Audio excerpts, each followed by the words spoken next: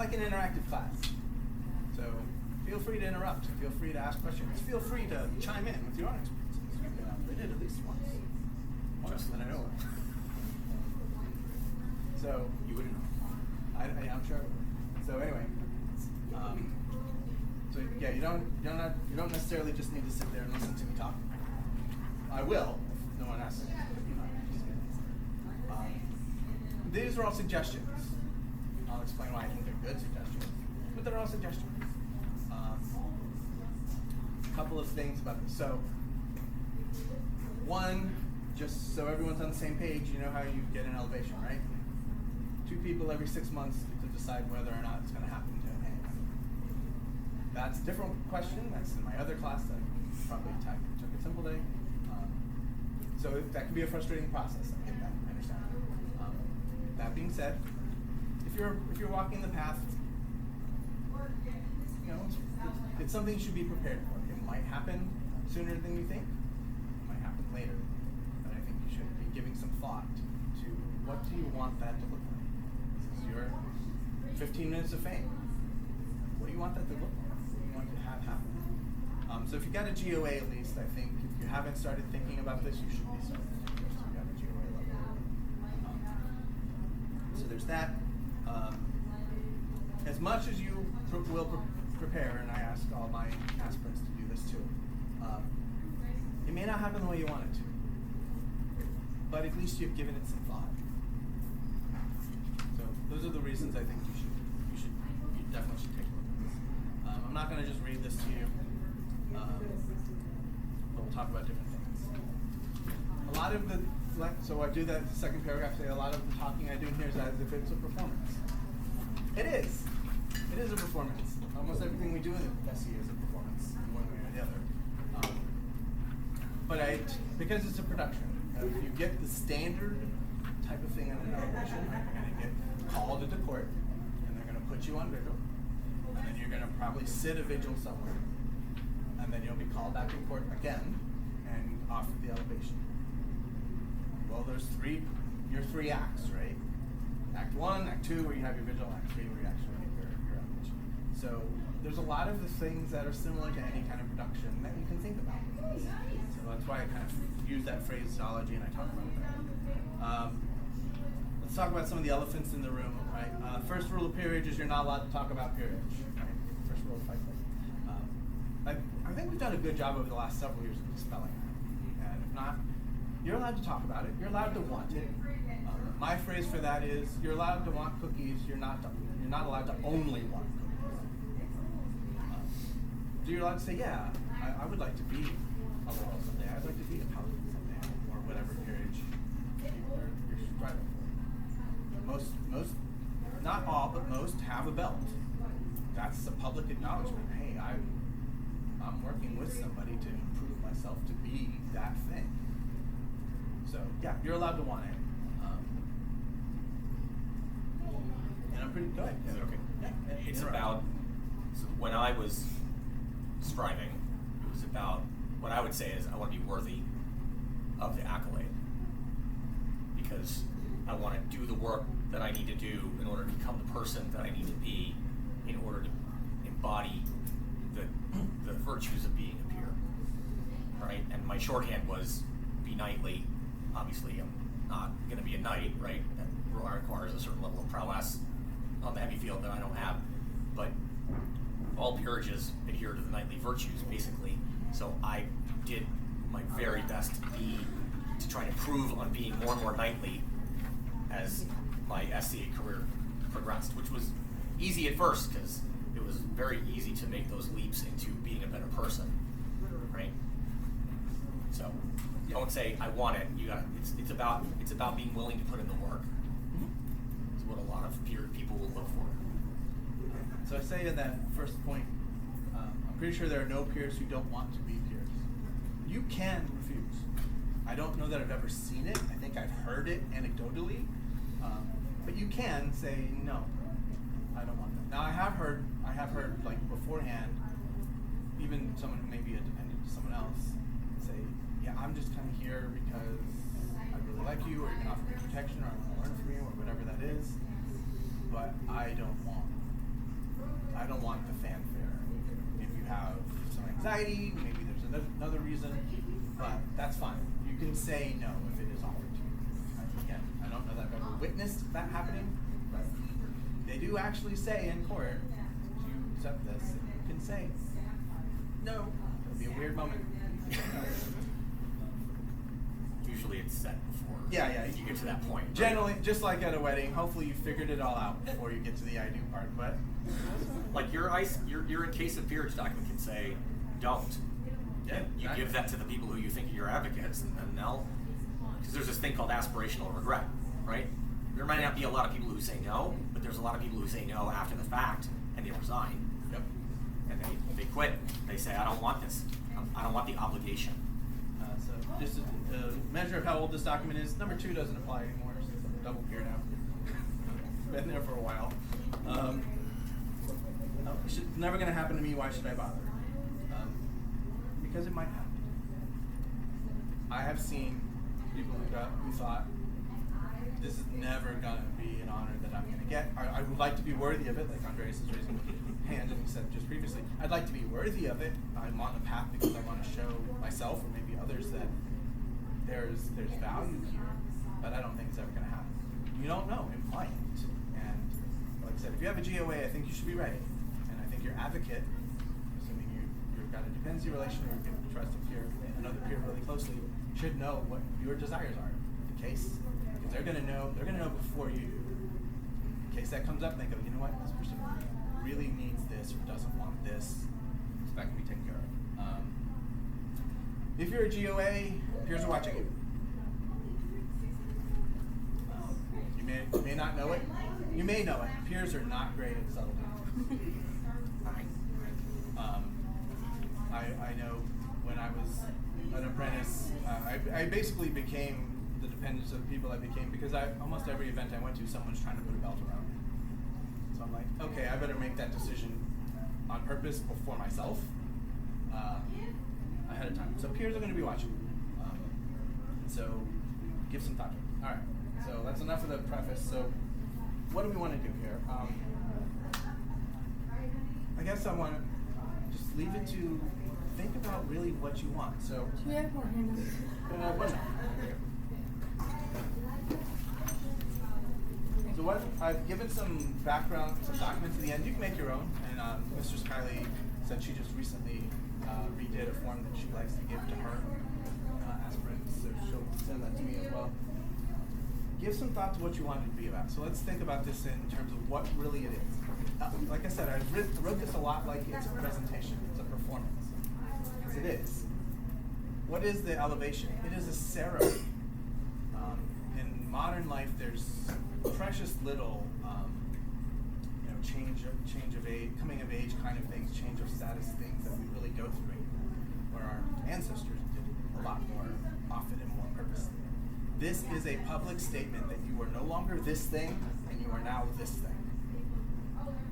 So even if I hate being in public, I hate people watching me, I want this to be as private as possible. There will be an announcement, because that is on record. It needs to be said, you are no longer this thing, you are now this thing. So it is a ceremony, regardless of how brief. You can make it as fancy as you would like to. Well, you can sketch out as fancy as you want. Their Majesties will give you some limitations. But ask. Because if you don't ask for what you want, the answer is always no. Right? I was a plague peer, so I got elevated virtually, but I got to have a 5-year reaffirmation, and I went to NASA and said, it's my 5th year anniversary this year, I'd like to do my ceremony that I never got to do, and I'm a Pelican, but I got dubbed and I got a buffet because I wanted it, and I found royalty who were willing to do it, and you will find, you don't often have a choice of who elevates you. Weirdly, I got to actually wait until I found somebody who I had pretty good idea to do what I wanted. And I still didn't get to do everything that I wanted. But if you don't ask, the answer is always no. But if you do ask, the answer might be yes. So we got a couple late joiners. I'm out of handouts, but I do have my card, and on my blog, all my class notes are on the blog, so you can get it there. Sure. Give it to him or her. All right, so when I call out a couple of things, No, totally.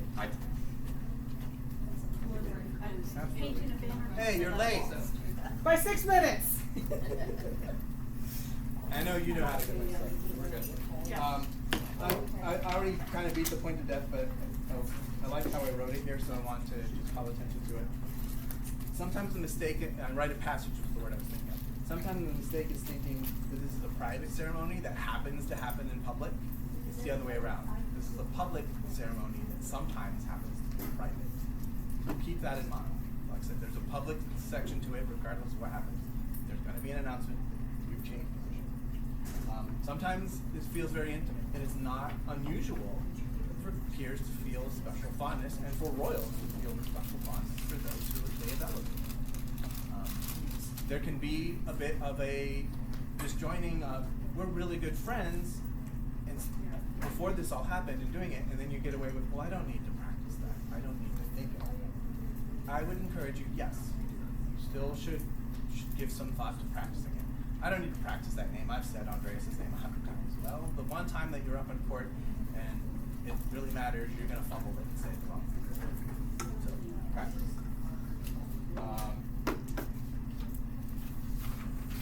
Let's get in some nitty-gritty. So what things might you want to think about? Do you want this to be public or private? Like I said, you may not get what you want, but write down what you want so at least you've given thought to it, and you can change your mind as many times as you want. That's why I encourage you to think about it now. Watch other elevations that you've seen. Oh, I really like that. That was cool. I'd like to see that happen. Ooh, I didn't like how that happened. I don't want that to happen. Maybe, and I know people have different opinions about the buffets and whether or not non-martial should be buffets or whatever. Maybe you feel strongly about it one way or the other. Write it down. Give thought to it. Maybe change your mind later. Maybe there's a reason. So you can change this. That's fine. What else do I want to see here?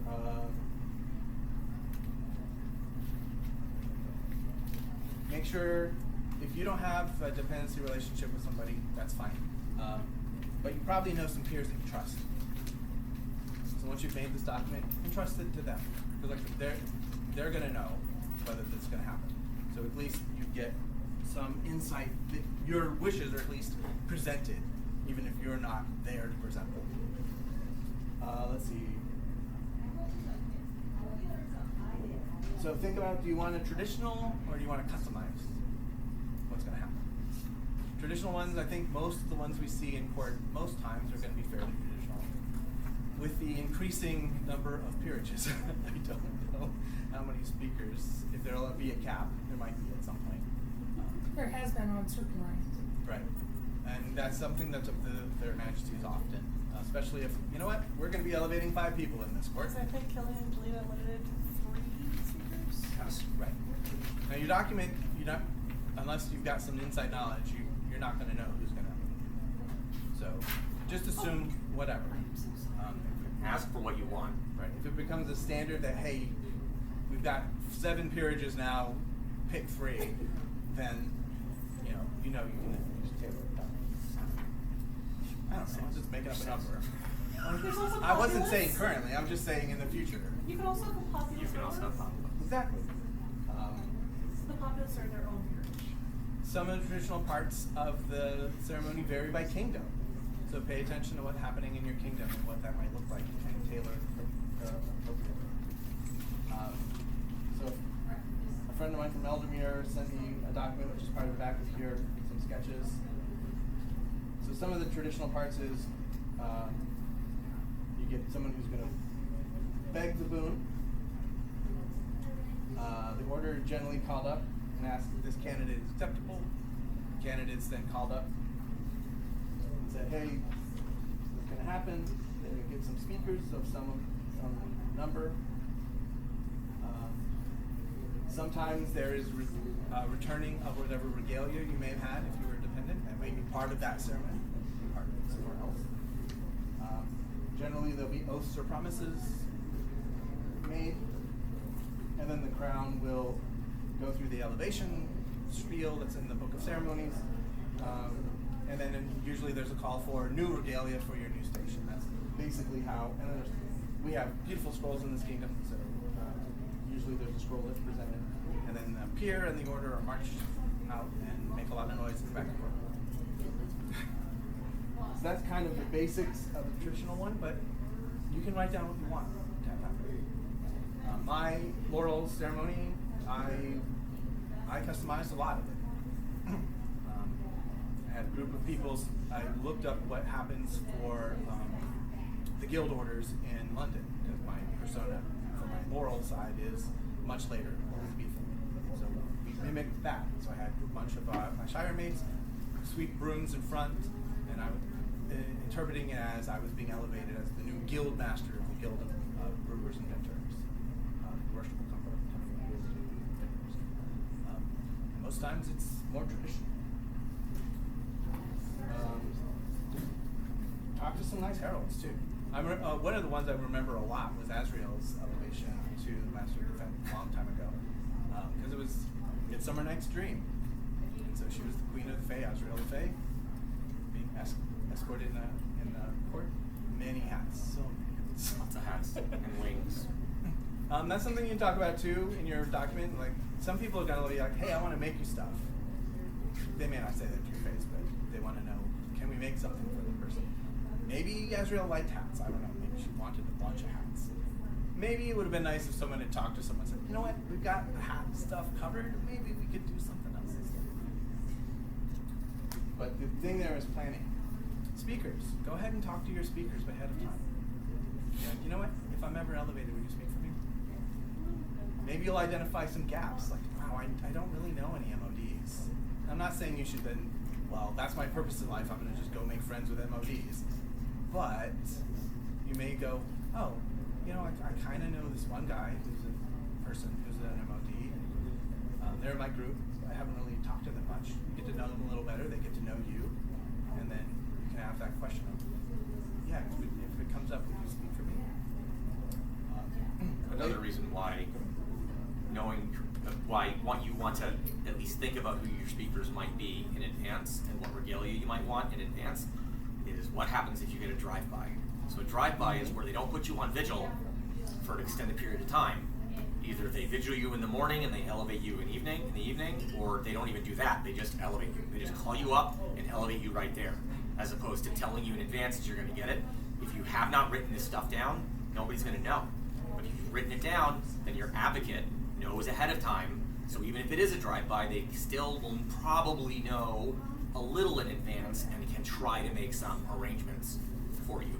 But if you don't write it down, nobody knows. And so you're going to get what those people think you want, as opposed to what you have written down that you want. Oftentimes there's a royal that we'll speak to, and it maybe I just don't know that many royalty. So just gives you don't need to make a list necessarily, but if you go, you know what, I really like so-and-so, or they're close to me, they know me well, I would love for them to say what they think about my service, or about my martial ability, my courage, or my chivalry, whatever the topic that peerage normally talks about. So just get it ahead of time. And one of the reasons I want you to do it ahead of time, and I'm kind of going all over the place on that thing, talk about roles. I feel you should have basically a personal assistant when you're on vigil. This person's job is to make sure you are okay. They don't run the vigil. They're not doing anything else. Their job is to make sure you are doing all right. So they'll be the ones to say, nope, they're going to go to the bathroom and take a drink of water now because they've been talking and sitting here all day.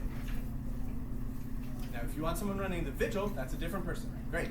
But you also want either the person running the vigil or the person who is your personal assistant beforehand. Touch base with your speakers the day of an extremely embarrassing event for me.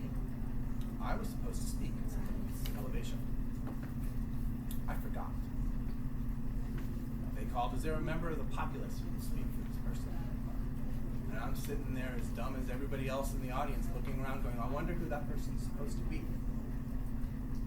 And it was later that evening when I was going out to dinner with them. They go, oh crap, I was supposed to speak. Now somebody did speak up, fortunately, and it was a good person. I'm glad they did it. So yeah, remind your speakers, just in case. There's a lot going on during the events. It could slip their mind that you had already asked them several months ago you speak my elevation. So you want someone who's going to remember, probably your visual planner will go around, remind your speakers, yep. It's going to happen tonight. You ready? You got your speech going? We're good? All right, we're good. Because you don't want that to happen. It's embarrassing for everybody.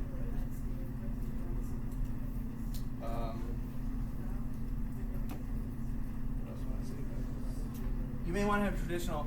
Most of this time it's going to be traditional.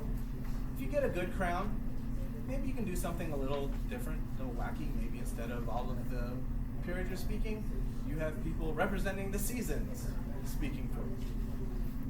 You could get a crown that might go for that. I had people speak for the different 7 virtues. So I had 7 pairs of speakers.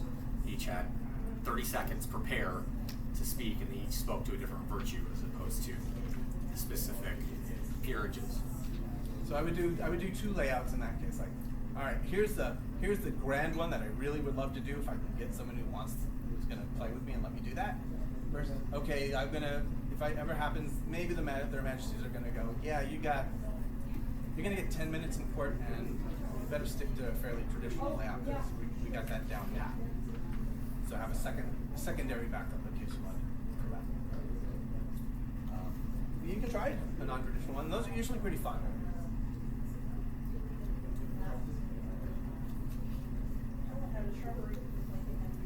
Sure. Some things to think about. Think about how you feel about oaths. Until I took my first oath in the SCA, I hadn't thought about oaths. And it turned out I treated them pretty seriously. And it was a little bit of a point of contention between me and the person I swore that oath to, because we didn't necessarily agree on what the words meant. So do some self-reflection. I'm going to take an oath to, as in your peerage or to another person because you're becoming a dependent or something like that. How do I feel about it? Now, you may have a modern religious exemption to taking oaths. We have ways around that. You don't have to swear that. You can. There's a standard language in the Book of Ceremonies. Yeah, there's a way to swear a promise of service. You make a promise of service or a promise of something. And maybe it's not necessarily your modern religious concerns. Maybe you're really into your persona. My persona wouldn't do that. Talk to their majesty about it. Try to figure out how that would. And the only peerages that have to swear are the Shivan and Mod. And if you're a fighter and you don't want to swear, become a master at arms. And that way you don't have to. It's pretty traditional here in the Middle for all of us to do it. There felt for a period of time that it was expected for you to memorize your oath. Many people still do. I'll admit it, I don't. Mine aren't memorized. Decide for yourself how you need to do that. Are you going to have a reminder that you have with you? I've heard of people tattooing their oath on them, and no, I get it. I mean, what better way to remind yourself than it's permanently stuck on my body? On the inside of the hat. So you gotta take your hats off. It could be on the inside of your hat. Master Wilhelm has a staff. That's really cool.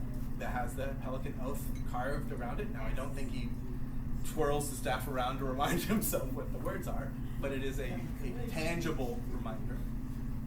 He tells a story about actually where he had the staff and was swearing, but forgot it was on the staff and then botched the oath. Anyway, and then the king said, "Hey, isn't it written down there on your staff?" And he was probably wouldn't appreciate me telling that story, but it's kind of funny in retrospect. Are there I'm sure my character will get it tomorrow. Are there oaths you want to swear that aren't part of the traditional makeup? I don't recall. I was in a different. So when I originally started planning this, I just felt I was going to be an Anglo-Saxon persona the whole time. So I would have wanted to take a meat oath in addition to taking the standard oath for being a royal. Now, obviously, I did different things at that time. So like I said, you can change your mind. But yeah, maybe you have a different oath you want to take. Again, think about it, write it down. Probably mine in Latin. It's probably 12 pages long. It was not 12 pages long. It was the standard oath translated into Latin with one additional line. Okay. Thank you. Scrolls. there a particular style of scroll that you like? Is there a particular scribe you would like to do it? Many scribes, for an elevation, they'll go, oh, I have a good connection to that person, I would like to do the scroll for them. And that's great, that's wonderful. So when that came to my Laurel elevation, I had my fully Tudor merchant persona, and so I wanted something that looked like a guild chart. So Brittany, fortunately, was wonderful at that. She was able to duplicate that, and that was great.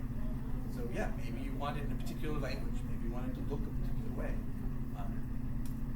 And I'll admit I'm a little petty on that. It's like, well, I don't have a scroll from this person yet.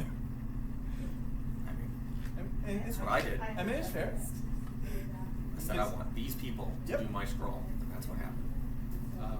You can at least put it down. Right? Maybe there's a reason they won't be able to do it, but you at least thought about it. It's like, yeah, I like that style, or I like that person. Yes?